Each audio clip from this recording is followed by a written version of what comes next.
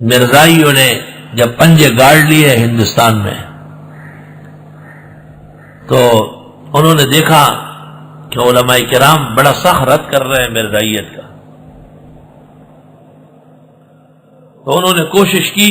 عام طور پر ہمارے علماء کرام عربی بول چال میں یا لکھنے میں ماہر نہیں ہوتے، کتابوں کے تو بڑے ماہر ہوتے ہیں، قواعد ضوابط مصطلحات کے تو ائمہ ہوتے ہیں، مگر بول چال نہیں ہوتی یا تحریر نہیں ہوتی. اس زمانے میں ایک خاتون نے عدالت میں استغاثہ داخل کیا کہ میں مسلمان ہوں، حضرت صلی اللہ علیہ وسلم کو خاتم النبیین مانتی ہوں اور میرا خاوند مرزائی ہے، لہذا میرا نکاح اس کے ساتھ کالعدم کر دیا جائے. مرزائی خاوند نے عدالت میں جواب داخل کیا کہ یہ اختلاف ایسا ہے جس طرح شافعی، مالک، احمد ابن حنبل. مرزا غلام احمد کے اختلافات سے کوئی اسلام سے نہیں نکلتا، نکاح صحیح ہے. عدالت نے جب محسوس کیا کہ فریقین اپنے موقف پر بضد ہے تو انہوں نے مرزائیوں کو بھی نوٹس دیا کہ آؤ عدالت میں اپنے اسلام ثابت کرو، اور شیخ الجامعہ مولانا غلام محمد صاحب شیخ باولپور، وہ بڑے آدمی تھے، ان کو بھی نوٹس بھیجا، اور پنجاب کے مشہور علماء. شیخ الجامعہ کو اندازہ تھا، انہوں نے علی الفور دارالعلوم دیوبند تار دیا کہ ایک خطرناک قسم کا قضیہ پیش آیا ہے اور شاید ہمارے پنجاب کے علماء اس میں پورا جواب داخل نہ کر سکے، دارالعلوم دیوبند ہماری معاونت کرے. اور حضرت مولانا انور شاہ صاحب کو خط لکھا کہ آپ یہاں آ جائے اور نبی کریم صلی اللہ علیہ وسلم کے ختم نبوت کی طرف سے بطور وکیل کے دلائل پیش کریں. شاہ صاحب بڑے بیمار تھے اور باوسیر کا سر البتہ خونی باوسیر تھا، اور نیچے خون ٹپکتا تھا اور برتن بھرتا تھا پھر خالی ہوتا تھا، رنگ بالکل پیلا ہو گیا.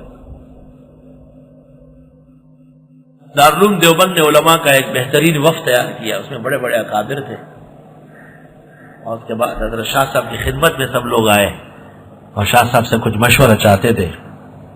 تو حضرت شاہ صاحب نے ان سے کچھ سوالات کیے کہ اس موقف پر مرزائی یہ دلائل دیں گے، آپ کیا کہیں گے؟ انہوں نے اپنے حساب سے جوابات دیے. تو حضرت شاہ صاحب نے فرمایا اس میں کوئی شک نہیں کہ آپ لوگوں نے زبردست تیاری کی ہے، لیکن مرزائی بہت بڑے عیار و مکار ہے، مجھے اندیشہ ہے کہ وہ اس میں کوئی ایسی پینترا بازی دکھائیں گے کہ آپ خاموش ہو جائیں. اس لیے یہ برداشت نہیں ہے کہ میں بستر مرگ پر پڑا رہوں اور کانوں سے یہ سن لوں کہ حضرت صلی اللہ علیہ وسلم کے ناموس کے مقدمے نے شکست کھائی. اور حضرت شاہ صاحب نے اعلان کیا کہ میں خود جاؤں گا، اور اس اعلان کے ساتھ دہلی اور امرتسر اور لاہور سے روزینے نکلے، روزنامچے شائع ہو گئے کہ مولانا انور شاہ تشریف لا رہے مقدمہ باولپور میں. مرزائی یکدم ہراساں ہو گئے اور انہوں نے جامعہ ازہر سے بعض وکلاء طلب کیے جو پوری دنیا کے علمی وکیل سمجھے جاتے تھے، اور بڑے خطیر رقوم اس زمانے میں لاکھوں روپے فیس دے کر کہ بھئی آپ آ جائے. عموماً یہاں کے علماء عربی نہیں جانتے، اور ان کو مقالے دے دیے کہ بھئی اس مقالے پر ہماری معاونت کرے. حضرت شاہ صاحب لاہور تشریف لائے. لاہور میں پرچہ نکلا تھا، ظفر علی خان نے پرچہ نکالا، شہر لاہور پر اللہ تعالی کی رحمتوں کی بارش، یعنی مولانا انور شاہ کی آمد. والراسخون فی العلم. اور جب حضرت شاہ صاحب نے یہ اعلان کیا کہ میں نے خود جانا ہے، ہمارے استاد مولانا ادریس صاحب میرٹھی ان کے مرض الوفات میں خادم تھے، وہ فرماتے تھے بس اس وقت سے حضرت شاہ صاحب کا خون رک گیا، خون ٹپکنا ختم ہو گیا، اور وہ تکلیف جو تھی وہ بظاہر بالکل ختم ہو گئی. اور شاہ صاحب نیچے اترے اور اس کے بعد کہنے لگے کہ یہ کتاب اتارو، ایسی اتارو، وہ اتارو، بکسے پورے تیار کروائے. اور شاہ صاحب کی مساعدت میں مفتی کفایت اللہ اور بڑے بڑے اکابر مولانا احمد سعید صاحب، اور علم کے خزانے اور گنجینے مولانا مرتضی حسن صاحب، شعر بیشہ مشہور مناظر مولانا اسد اللہ صاحب، سب اکابر جو پورے ہندوستان کے لیے کافی تھے، وہ سب کے سب رفقائے سفر ہوئے، حضرت لاہور سے باولپور تشریف لائے اور باولپور میں مقدمے کے بینچ پر بیٹھ گئے. اس کے بعد مقدمہ پیش ہوا، مرزائی وکیل دلائل دینے لگا، اور اس نے جب یہ بات کہی کہ ختم نبوت کی احادیث متواتر نہیں ہے اور فواتح الرحمود شرح مسلم الثبوت میں لکھا ہوا ہے، عدالت کے اندر بالکل خاموشی ہو گئی. اور غزالی کا قول پیش کیا کہ فواتح الرحمود شرح مسلم الثبوت معتبر کتاب ہے، اس میں لکھا ہے کہ ختم نبوت کی احادیث ضعاف ہے، اس لیے اس بنا پر کسی کی تکفیر جائز نہیں ہے. جتنے بڑے بڑے وکلاء اسلام تھے وہ بالکل جو ہے رنگ اڑ گئے ان کے. مولانا انور شاہ صاحب رحمۃ اللہ علیہ پیچھے بینچ پر بیٹھے تھے اور وہاں سے عدالت کو آواز دی کہ مرزائی وکیل تلبیس ابلیس سے کام لے رہا ہے. فواتح الرحمود صفحہ 52 پر یہ عبارت موجود ہے کہ جن لوگوں نے ان احادیث کو ضعیف کہا ہے امام غزالی نے ان کا رد کیا ہے، نہ کہ امام غزالی نے ضعیف کہا ہے. عدالت نے کہا آپ کے پاس یہ کتاب ہے؟ حضرت نے فرمایا مرزائی وکیل کے ہاتھ میں ہے. مرزائی وکیل ادھر ادھر ڈھونڈ رہے تھے. حضرت نے عدالت کو کہا کتاب جج ہاتھ میں لے لے. کتاب اس سے لے لی. حضرت نے فرمایا 52 صفحہ نکالا. حضرت نے فرمایا نصف سے پڑھے. پوری عدالت سکھ اور انگریز جج بیٹھے تھے، سر پکڑ کے بیٹھے.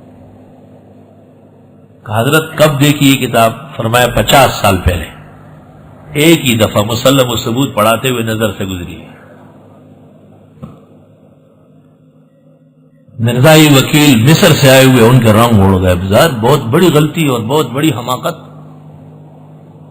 ججز بھی آپس میں کہنے لگے کہ جب مسلمانوں کے پاس ایسے علماء موجود ہیں جیسے مولانا انور شاہ، ان کا مرزائی کیا بگاڑ سکتے؟ کچھ بھی نہیں کر سکتے، ہر جگہ جھوٹے ہوتے جائیں گے.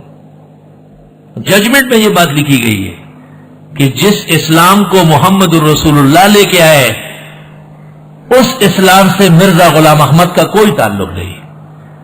اور یہ بات ان دلائل سے واضح ہوئی جو مولانا انور شاہ نے پیش کی. اس کے ساتھ عدالت نے مرزائی وکیل کو کہا کہ بس آپ بولیں گے نہیں، خبردار، آپ اتنا بڑا دھوکہ کر رہے ہیں. تو شاہ صاحب سے کہا کہ ہماری خواہش ہے کہ آپ اس موضوع پر عدالت کی مدد کریں. وہ جو ہندوستان بھر کے علماء اور کتابیں اور پورے ملک کی سب جمع تھی. شاہ صاحب خطبہ مسنونہ پڑھ کر کے اس مسئلے کا مقدمہ قائم کیا. نبوت کے مقاصد، خاتمیت کی وجہ، کاملیت کی وجہ، یہ سب تقریباً 2 گھنٹے مقدمہ بیان ہوا. 2 گھنٹے. درمیان میں مرزائی وکیل نے کہا حضرت دلائل دے اور صفحے بتائے. آپ نے فرمایا یہ میرے دعوے اور دلیل کا مقدمہ اور تمہید ہے. تمہید میں دلائل نہیں ہوتی، وہ دلائل دینے والا اپنے لیے ایک راستہ بناتا ہے. جب دلائل کا وقت آ جائے گا میں اتنے دلائل دے دوں گا یہ آپ کا کمرہ عدالت تنگ ہو جائے گا.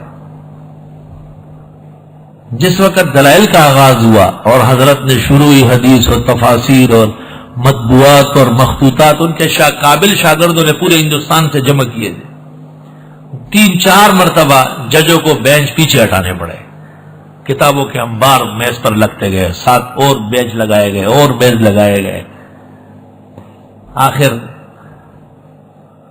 ججوں نے پوچھا کہ حضرت کتنے دن؟ آپ نے فرمایا 1 مہینہ بیان ہو سکتا ہے. کتنے دلائل آپ دے سکیں گے؟ حضرت میں 10 لاکھ کتابوں سے دے سکتا ہوں. تو انہوں نے کہا ہم آج کے دن کے دلائل پر اکتفا کرتے ہیں، ہم ججمنٹ کرتے ہیں، بس کافی ہم سمجھ لیں. والراسخون فی العلم، جو مضبوط ہے علم میں، یقولون آمنا بہ، وہ کہتے ہیں ہم ایمان لائے اس پر.